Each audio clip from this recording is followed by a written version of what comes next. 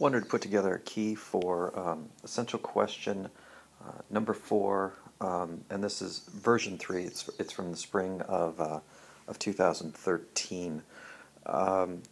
This is a little bit late. I'm actually doing this during the summer of 2013.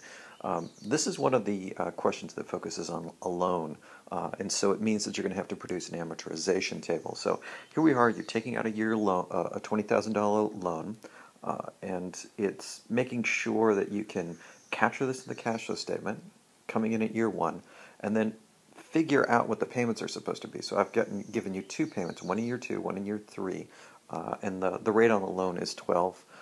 Tax rate is 40%, and the minimum acceptable rate of return is 40.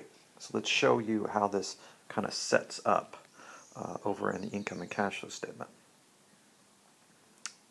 So let's focus first on what's going up in the income statement. And here's year 1 where you're taking out the loan. Nothing happens in the income statement. The way that you show you taking out the loan, it's going to be the income and cash flow statement, the cash flow statement component, and it shows an inflow of cash of $20,000 right there. And that's how it's depicted. It doesn't show up anything right here. We don't have any interest on it yet. What happens in years 2 and 3 as you're paying off the loan depends upon the payments that you have to calculate.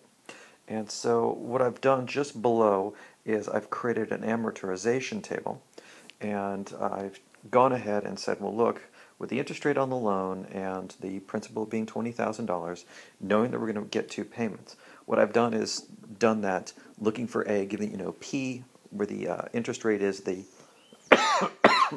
12% that you've seen, number of payments is equal to 2. The interest expense is what you've done before, and so it's just the one for the first payment is just the amount that you borrowed times the interest rate. The principal payment is the difference between the payment and the interest expense.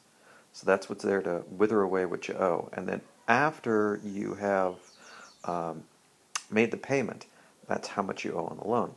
If you're going to get to the interest expense the next period, you take this number right here, and you multiply it by the interest rate on the loan, and that gives you the interest expense. And again, we're just going for the difference is the principal payment. It gets us down to 0. It's a fully amortizing loan. So watch where these components show up in the income and cash flow statement. First, the only thing that goes up on the income statement up here is the interest. And so the interest expense in year 2 goes up. And you see that as an expense up here. It's positive because it's an increase in the interest expense. The interest expense in the second year, again, goes up, but again, it's an increase in the interest expense. So if you're working your way through the table, you're going to see a reduction in taxable income of $2,400, reduction in taxable income of $1,267.92. This means taxes are going down in both periods, and net income is going down in both periods. We're carrying these down into cash from operations. Now, the other component that you have to these loans is the principal payment. The principal payment shows up on the cash flow statement.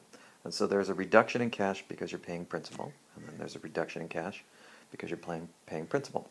There's nothing complicated about a gains tax, and so all you got to do is add these guys together to get your net cash flow, add these together to get net cash flow, and so on. Anyway, evaluating it, this is 5%. All I did was took that number, add it to that one, divided by 1.05, add it to that one, divided by 1.05, and you find out that this thing has a negative present worth of the cash flow, and so it ends up being a bad idea.